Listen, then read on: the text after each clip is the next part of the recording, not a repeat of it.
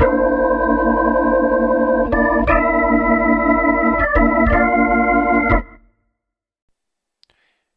the land of internet code, weird things happen.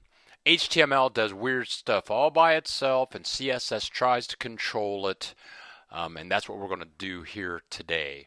We're going to talk about resetting HTML so that we are in control of our HTML, and a basic thing, we're going to center a page and create a code snippet so that we can have that code forever and ever and ever. So here we go. Let's move this to the side and bring my Dreamweaver environment back.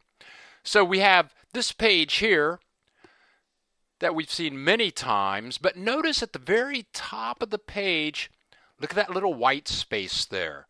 That is that's just standard HTML doing its thing, and in every browser that we preview this page in, the browser reads the HTML to create like a 5 to 10 pixel gap between the top of the browser and our HTML document.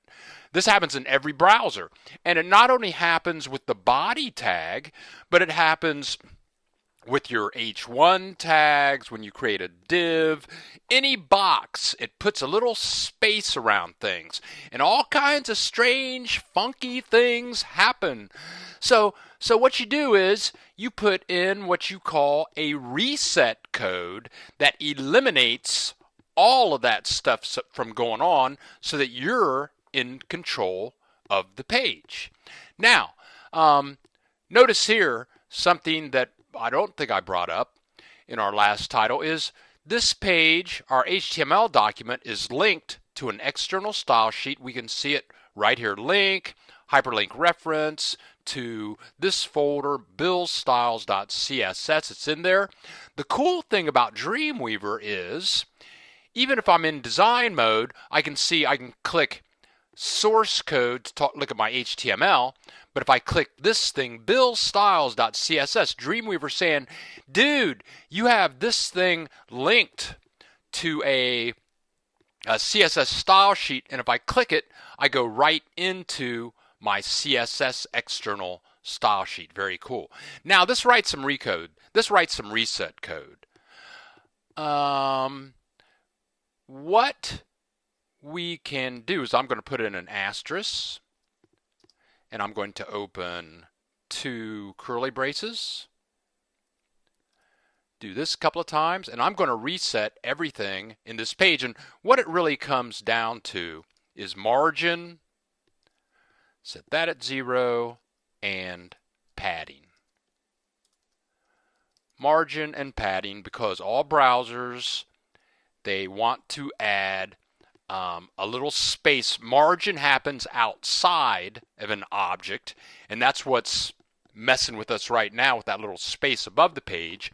Padding happens inside an object, and we'll have a title coming up strictly on padding and margin, but that will make everything right. I'm going to save our page, go into design mode, and notice now that little white space that was there is not there anymore. And even our H1 tags have risen a little bit.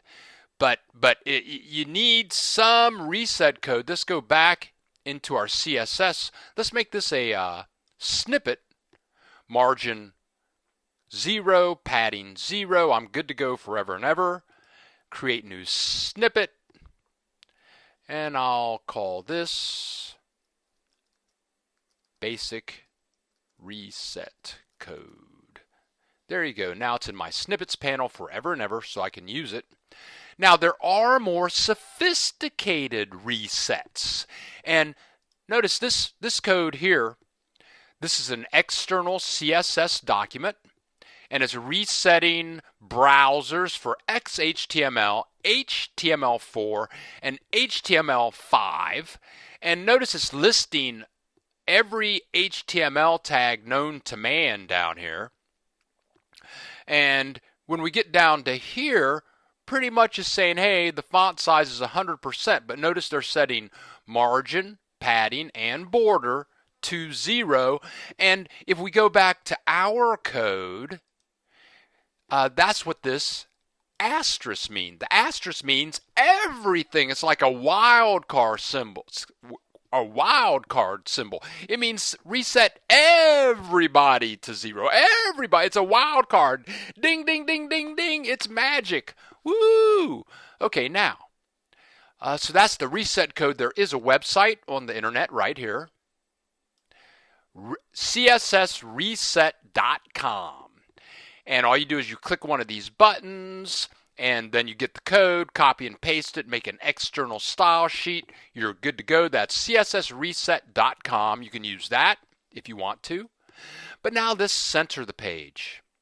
The code I'm going to use here, I have commented out right now. And we talked about CSS comments versus HTML comments. They're different syntax languages, of course. So to comment this code out, I start out in CSS with /*. I end that with /*. But I have a wrapper. That's my main box. My header, my content, and my footer are all in the box called wrapper. So what I do is I've defined the width and height of wrapper up here, but for my purposes right now, I could put this code up here in this wrapper definition. But I want this to be down here by itself just so I can make a snippet. I'm going to make this a snippet, and if we go back into design mode, you'll see that my page is over here. It's floating over here to the left. I want it to be centered, so let's go back into our CSS. If I take out my comment to activate the code, then I go into design mode. Now my page is nice and centered. It doesn't matter how wide or how thin the browser is. My page is centered there. Let's go back into our code, and I'm going to make that a snippet. And you can write it down, do what you want, and I'm going to call this snippet center page or object.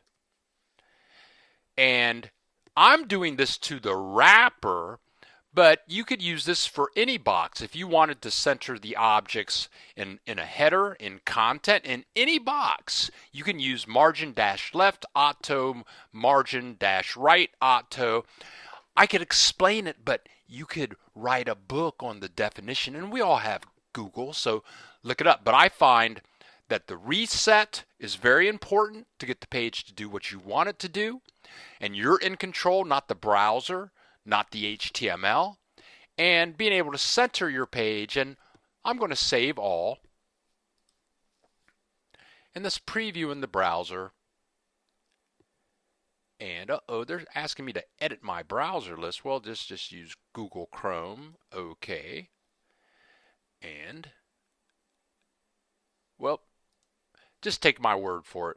It centers in all browsers, and I'll see you and I'll take care of that little situation before our next title.